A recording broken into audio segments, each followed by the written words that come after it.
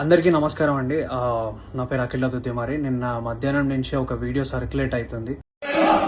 వీళ్ళు నన్ను ఇట్లా కొడుతుడు డెలివరీ నేను మెట్టిగో రాంగ్ అడ్రస్ ఇచ్చినందుకు నన్ను అమ్మన బూతులు మాట్లాడి టూ అని ముఖం మీద ఉంచి ఈ క్యాండిడేట్ నా మీదకి వేసేసుకొని కొట్టం వస్తుండు.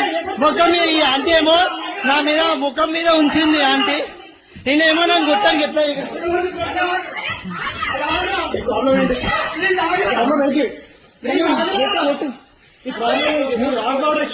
రాంగ్ ఆర్డర్ ఇచ్చినాను.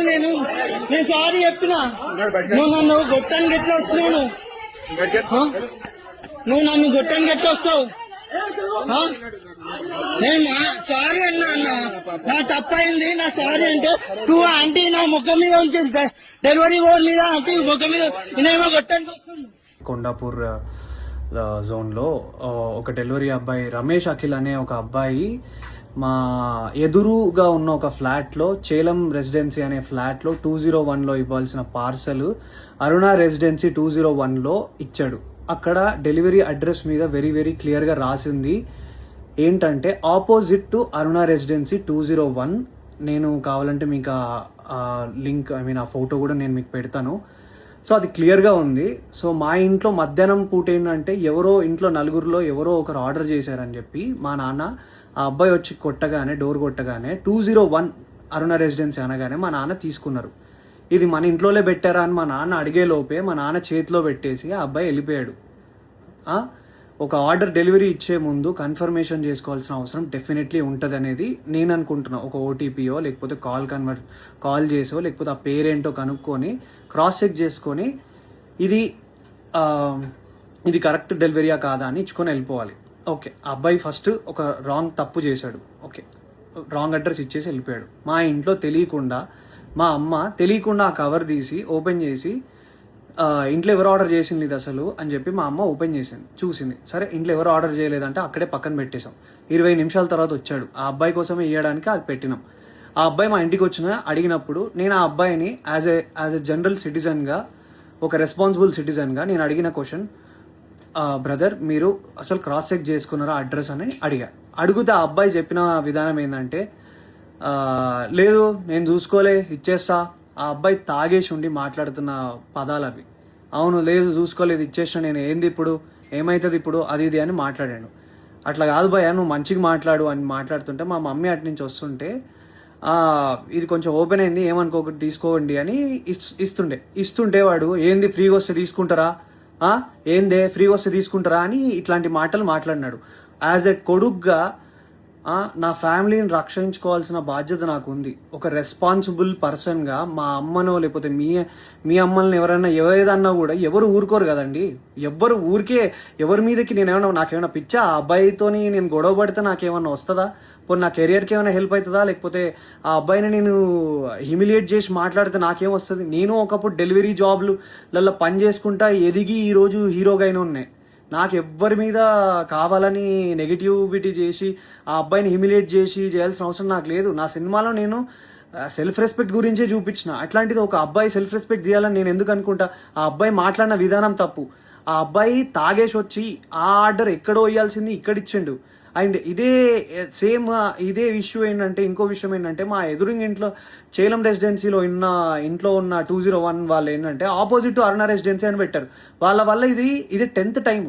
ఒకసారి కాండమ్ ప్యాకెట్స్ వచ్చినాయి, ఒకసారి సిగరెట్ ప్యాకెట్లు వచ్చినాయి. మీ మమ్మీ మీరు ఫ్యామిలీ ఉన్న వాళ్ళకి సిగరెట్ ప్యాకెట్లు కాండమ్ ప్యాకెట్లు వస్తే మీరు తీసుకోగలుగుతారా? అంటే రాంగ్ అడ్రస్సే డెఫినెట్లీ, బట్ స్టిల్ అది ఎంత ఎంబారెన్సింగ్ ఉంటుంది అనేది మీకు అర్థమవుతుందా? నా మీద అందరు సోషల్ మీడియాలో నిజమేంటో, నా సైడ్ నుంచి ఉన్న స్టోరీ ఏంటో తెలుసుకోకుండా అందరు నా మీద నెగిటివ్ కామెంట్స్ కొడుతున్నారు.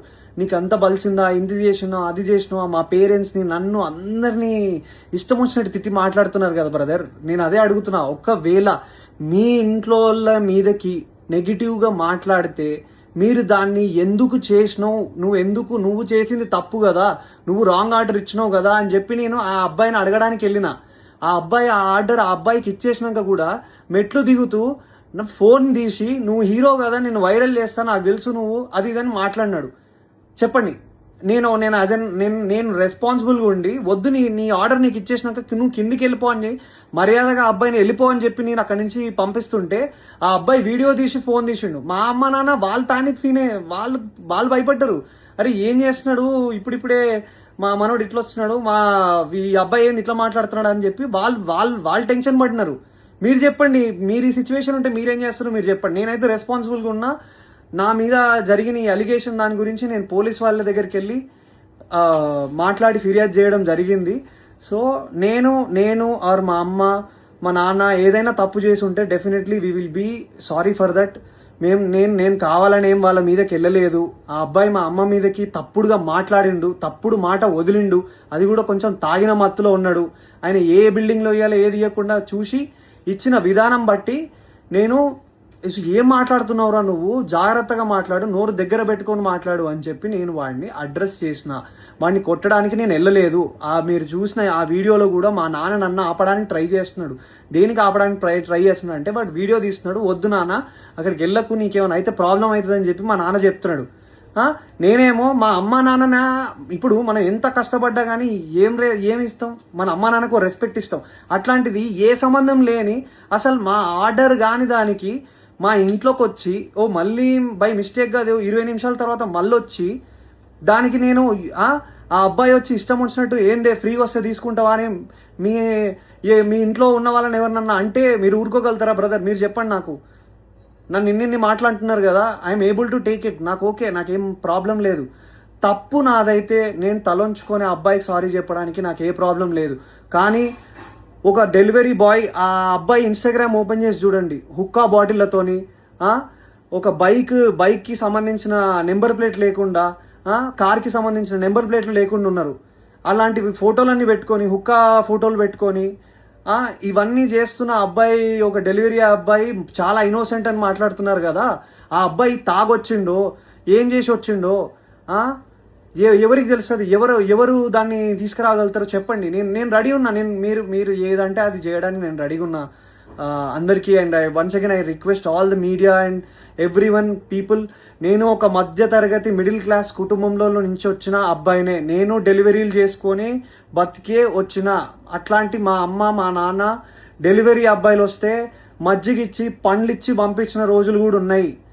మా అమ్మను ఒక మాట అన్నారు, అది తప్పు, అబ్సల్యూట్లీ తప్పు. అది అలా అనడం ఏది కూడా కరెక్ట్ కాదు. అండ్ ఒక సైడ్ డెలివరీ అబ్బాయి నా మీద ఊసింది, నా మీద అన్ని అలిగేషన్స్ చేస్తున్నారు కదా. సీసీటీవీ ఫుటేజ్ ఉంటుంది కదండి, ఆ సీసీటీవీ ఫుటేజ్ తీసుకోండి, అది కూడా చూసుకొని అప్పుడు మీరు మీడియాలో సర్క్యులేట్ చేయండి. అఖిల్ నిజంగా బలుపెక్కి కొట్టుకుంటున్నాడా అని అప్పుడు వేయండి సార్ మీరు స్టేట్మెంట్లు. అప్పుడు వేయండి సార్ మీరు ఇలాంటి మాటలన్నీ ట్విట్టర్లో మాట్లాడుతున్న ప్రతి మాటలు. ఇప్పుడు కాదు కదా సార్, ఇది తప్పు కదా. ఒక విషయాన్ని కరెక్ట్గా అది నిజమా కాదా అని తెలుసుకున్నాక ఒక ఆరోపణ వేయండి సార్. నేను 100% తప్పు చేస్తే నేను ఆరోపణ తీసుకోవడానికి నేను రెడీగా ఉన్నా. కానీ నేను తప్పు చేయకపోతే నా ఇన్స్టాగ్రామ్లో అండ్ నన్ను డిఫేమ్ చేయడానికి ట్రై చేస్తున్న అందరికీ ఏం ఆన్సర్ చేస్తారు సార్? ఏం ఆన్సర్ చేస్తారు? ట్విట్టర్లో ఉన్న వాళ్ళైనా ఆ పేజెస్లో నుంచి ఒక స్టోరీ, ఒక డెలివరీ అబ్బాయిని ఊరికే సరదాగా నాకేం అవసరం సార్? ఒక హీరోగా ఉండి నాకేం అవసరం? ఒకసారి ఆ డెలివరీ అబ్బాయి జోలికి వెళ్తే నాకేమొస్తుంది సార్? ఆ అబ్బాయి ఏమనకుండా అంటే నిప్పు లేని పొగ వస్తుందా సార్? చెప్పండి, మీరే చెప్పండి సార్, నాకు అర్థం కావట్లేదు. ప్లీజ్ ఈ విషయాన్ని మీరు దయచేసి అందరూ అర్థం చేసుకోండి. నేను ఏ తప్పు చేయలేదు. నేను అక్కడ జనరల్గా రియాక్ట్ అయ్యాను. మా అమ్మ మీదకి మాట్లాడితే, మా ఫ్యామిలీ మీదకి మాట్లాడితే నేను రియాక్ట్ అయ్యాను. అది నేను ఒక హీరోగా ఉన్నాను కాబట్టి అది డెఫినెట్లీ అది తప్పే, నేను కూడా ఒప్పుకుంటున్నా. అలా అంత అగ్రెసివ్గా రియాక్ట్ అవ్వాల్సిన అవసరం లేదేమో. కామ్గా ఉండి వెళ్ళి స్టేషన్లోకి వెళ్ళి చెప్పాల్సిందేమో. కానీ ఆ అబ్బాయి మా తాగిన మత్తులు ఇంకేదైనా చేస్తే ఎవరు సార్ రెస్పాన్సిబిలిటీ? సో నేను తీసుకోవాల్సి వచ్చింది. అండ్ ఆ అబ్బాయి క్లియర్గా బ్లాక్మెయిల్ చేస్తున్నాడు. నా వీడియో తీస్తా అని చెప్పి ఆ వీడియో పెట్టాడు. అండ్ ఇది నేను చెప్పాలనుకుంది ఇది సార్. ఇంకా మీ ఇష్టం. Thank you. జై హింద్.